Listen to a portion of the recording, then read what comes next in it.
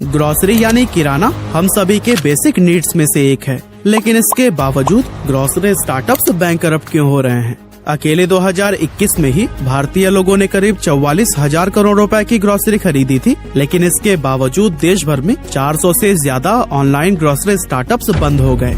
यहाँ तक कि स्विगी जैसी बड़ी कंपनी ने भी अपनी सुपर डेली सर्विस को बेंगलुरु के अलावा और सभी जगहों पर बंद कर दिया है। साथ ही ब्लिंकिट, बिग बास्केट, डंजो और जेप्टो जैसे जो ऑनलाइन ग्रोसरी स्टोर इस टाइम मार्केट में ऑपरेट भी कर रहे हैं, वे सभी भी बड़े लॉस में सर्वाइव किए हुए हैं। तो आखिर सवाल ये है कि इतने नुकसान में होने के बावजूद आज भी ऑनलाइन ग्रोसरी स्टार्टअप्स की लाइन क्यों लगी हुई है, और क्यों रतन टाटा और मुकेश अंबानी जैसे दिग्गज इस इंडस्ट्री में लगातार इन्वेस्टमेंट कर रहे हैं।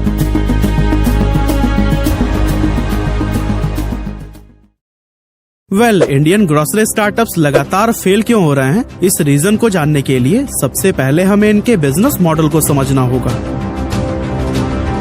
अब दोस्तों, जब भी आप किसी ऑनलाइन ग्रोसरी स्टोर जैसे जेप्टो, ब्लिंकिट या डंजो जैसे ऐप्स के थ्रू ऑर्डर करते हैं, तब ये ऑर्डर सबसे पहले आपकी लोकेशन के नियरेस्ट डार्क स्टोर पर जाता है। ये डार्क स्टोर एक्चुअली कंपनी की इन्वेंट्री होती है, जिनकी लोकेशन आमतौर पर कस्टमर के घर से मैक्सिमम 4 से 5 किलोमीटर के अंदर अंदर होती है। इन स्टोर्स को खास तौर से सिर्फ ऑनलाइन ऑर्डर रिसीव करने के लिए बनाया जाता है, जिसके चलते कोई भी कस्टमर इन स्टोर में खुद जाकर कुछ भी नहीं खरीद सकता। डार्क स्टोर में मौजूद एडवांस सर्वर सभी आने वाले ऑर्डर्स को मैनेज करते हैं, और जैसे ही सर्वर को कोई ऑर्डर रिसीव होता है तो वो प्रोडक्ट पैक करके तुरंत सबसे नजदीकी मौजूद डिलीवरी पर्सन को दे दिया जाता है, और इस तरह से वो डिलीवरी बॉय सिर्फ 10 से 15 मिनट के अंदर ऑर्डर को कस्टमर तक पहुंचा देता है। आमतौर पर एक डार्क स्टोर में 15 से 20 लोगों की एक टीम काम करती है, जो कि पूरा प्रोसेस देखती है। जब भी कोई ऑर्डर प्लेस होता है तो डार्क स्टोर का सिस्टम ऑटोमेटिकली उसे पैक करने के इंस्ट्रक्शन भेज देता है, और फिर जो भी डिलीवरी पर्सन उसे रिसीव करने आता है, सिस्टम उसे स्टोर से लेकर कस्टमर के घर तक का सबसे आसान रूट भी सेंड कर देता है। वैसे अगर हम ऑनलाइन ग्रोसरी बिजनेस के स्टार्ट होने की बात करें तो सबसे पहले इस बिजनेस मॉडल की शुरुआत साल 2000 में ब्रिटिश रिटेल जायंट टेस्को ने की थी, और फिर उसके बाद अमेरिका में वॉलमार्ट और जेसी पेनी ने इस मॉडल को अपनाया, और फिर बाद में इंडिया के अंदर 2018 में इस बिजनेस को कॉपी किया गया, और यहाँ पर सबसे पहले बिग बास्केट की शुरुआत हुई, जो कि अभी भी मार्केट के लीडिंग ऑनलाइन ग्रोसरी स्टोर्स में से एक है। लेकिन फिर सवाल तो यही आता है कि इंटरनेट का इन्फ्लुएंस इतना बढ़ जाने के बाद भी Indian online grocery store profit क्यों नहीं कमा पा रही। एक्चुअली ऐसा होने के पीछे जो रीजंस है ना, उसे हमने 5 अलग अलग पॉइंट्स में बांटा है। तो चलिए एक एक करके उन सभी रीजंस के बारे में जानते हैं। Reason number 1, friendly relation. अब जैसा कि आप जानते ही हैं कि इंडिया में किराने की दुकानों का एक बहुत बड़ा नेटवर्क है। हर सिटी या गली मोहल्ले में हमारे फुट स्टेप पर कोई न कोई दुकान तो मौजूद ही है, और ऑनलाइन स्टोर की जगह पर हम अपनी रोज की जरूरतों का सामान इन्हीं दुकानों से खरीदना बेहतर समझते हैं। और इसका सबसे बड़ा रीजन है दुकान से हमारा फ्रेंडली रिलेशन होना। एक्चुअली एक अच्छा दुकानदार अपने सभी ग्राहकों के साथ में दोस्ती बनाकर रहता है, साथ ही समय समय पर वो हमें बढ़िया डिस्काउंट भी दे देता है, जिसके चलते हम लोग सामान लेने के लिए बार बार उसी के पास जाना ही पसंद करते हैं। और क्योंकि ये दुकान हमारे मोहल्ले में ही होती है, इसीलिए सामान खरीदने के बहाने लोग एक दूसरे से बातचीत भी कर लेते हैं। और ये हम भारतीय लोगों का नेचर भी है कि हम ग्रोसरीज आइटम के लिए ऑनलाइन प्लेटफॉर्म पर भरोसा नहीं करते। स्पेशली अनाज और कपड़े जैसी चीजें लोग अपने हाथ में लेकर फील करने के बाद ही खरीदते हैं। Reason number 2, order value. अब अमेरिका जैसे देशों में लोग ऑन एन एवरेज 15 दिन की ग्रोसरी एक साथ खरीद लेते हैं, जिसके चलते उनके एक ग्रोसरी ऑर्डर की वैल्यू करीब 10 से 15 हजार रुपए तक होती है। जबकि भारत एक ऐसा देश है जहां ज्यादातर लोग एक बार में ऑन एन एवरेज सिर्फ 500 से 800 रुपए तक की वैल्यू का ही सामान खरीदते हैं। ऐसे में ऑर्डर वैल्यू कम होने की वजह से ऑनलाइन ग्रोसरी स्टोर का मार्जिन काफी कम हो जाता है। सपोज ग्रोसरी स्टोर का मार्जिन अगर 15% भी हो, तो ऐसे में अगर कोई ग्राहक 500 रुपए का ऑर्डर करता है तो उसमें 15% के हिसाब से कंपनी का ग्रॉस प्रॉफिट सिर्फ 75 रुपए होता है। अब इस 75 रुपए में ही कंपनी को डिलीवरी चार्ज, कस्टमर केयर की सैलरी, वर्किंग एम्प्लॉयज की सैलरी, एडवर्टाइजिंग चार्ज सब कुछ कवर करना पड़ता है, और सारे खर्चे निकालकर अगर कुछ बचता है तो वो ही कंपनी का नेट प्रॉफिट होता है।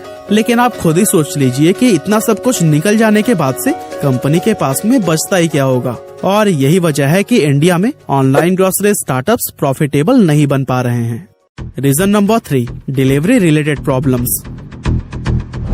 अब पैकेट डिलीवरी का काम करने वाले लड़के बहुत जल्दी जॉब स्विच कर देते हैं और ऐसा देखा गया है कि हर 100 में से 20 डिलीवरी बॉयज पहले ही महीने जॉब छोड़कर चले जाते हैं। अब इससे दिक्कत ये होती है कि नए आने वाले लड़के अपने काम में तेजी नहीं दिखा पाते क्योंकि उन्हें पूरा सिस्टम समझने और डिलीवरी रूट्स को याद करने में टाइम लगता है। इस तरह से ये नए लड़के कम ऑर्डर की डिलीवरी कर पाते हैं और इससे कंपनी की ऑपरेशन कॉस्ट भी काफी बढ़ जाती है। साथ ही नए लड़कों के कई बार लेट होने की वजह से कंपनी के भी रेप्यूटेशन पर काफी फर्क पड़ता है। इसके अलावा गलत ऑर्डर एलोकेट हो जाना, टेक्निकल प्रॉब्लम्स, डिलीवरी रिजेक्शन जैसी और भी बहुत सारे प्रॉब्लम्स के चलते डिलीवरी चार्जेस जो हमें 50 रुपए दिख रही होती हैं, वो कंपनी के लिए 100 रुपए तक पहुंच जाती हैं।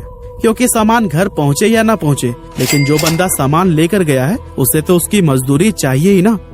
Reason number 4, Indian mindset.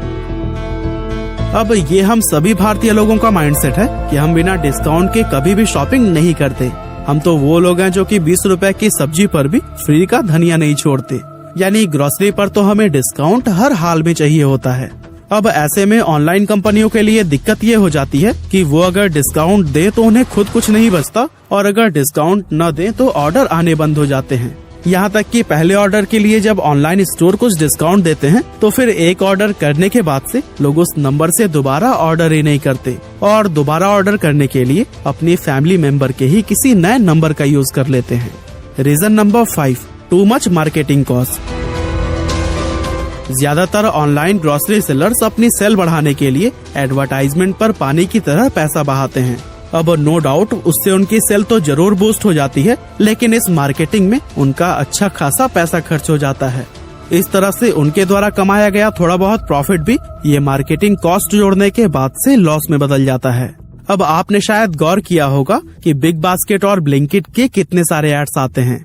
Blinkit ने तो 2020 और 2021 के फाइनेंशियल ईयर में कुल 300 करोड़ से भी ज्यादा सिर्फ अपने एडवर्टाइजमेंट पर खर्च किया। और अगर हम उनके पूरे लॉस को कैलकुलेट करें तो फिर 20% सिर्फ उनके एडवर्टाइजमेंट का ही खर्चा है। मतलब कि 100 रुपए का अगर लॉस है तो उसमें 20 रुपए उनके एडवर्टाइजमेंट कॉस्ट की वजह से है। लेकिन अभी भी लास्ट में सवाल तो यही रह जाता है कि अगर भारत के ऑनलाइन ग्रोसरी बिजनेस में इतनी सारी प्रॉब्लम्स हैं, तो फिर रतन टाटा और मुकेश अंबानी जैसे बड़े और समझदार बिजनेसमैन इसमें आखिर इन्वेस्ट क्यों कर रहे हैं। असल में दोस्तों एक बड़ा बिजनेसमैन प्रेजेंट ही नहीं बल्कि हमेशा फ्यूचर का फायदा सोचकर चलता है और उसी के हिसाब से अपने पैसों को सही जगह इन्वेस्ट करता है। रतन टाटा और मुकेश अंबानी भी बखूबी जानते हैं कि ऑनलाइन ग्रोसरी बिजनेस आने वाले समय में भारत के सबसे ज्यादा प्रॉफिटेबल बिजनेस में से एक बनने वाले हैं। एक्चुअली भारत एक बहुत बड़ी रिटेल मार्केट है और ऑनलाइन ग्रोसरी एक ऐसा रिटेल बिजनेस है जिसमें लोग एक बार चीजें खत्म होने के बाद से उसे बार बार जरूर खरीदते हैं। ऐसे में बस लोगों की मानसिकता बदलने की देर है, क्योंकि एक बार अगर लोग ऑनलाइन ग्रोसरी शॉपिंग पर भरोसा करने लगे तो फिर इस इंडस्ट्री को गोल्ड माइन बनते देर नहीं लगेगी। और इस बात को इन्वेस्टर्स बखूबी जानते हैं कि आने वाला समय पूरी तरह से इंटरनेट पर ही बेस्ड होगा और ऑनलाइन ग्रोसरी स्टोर आज नहीं तो कल चलेंगे ही चलेंगे।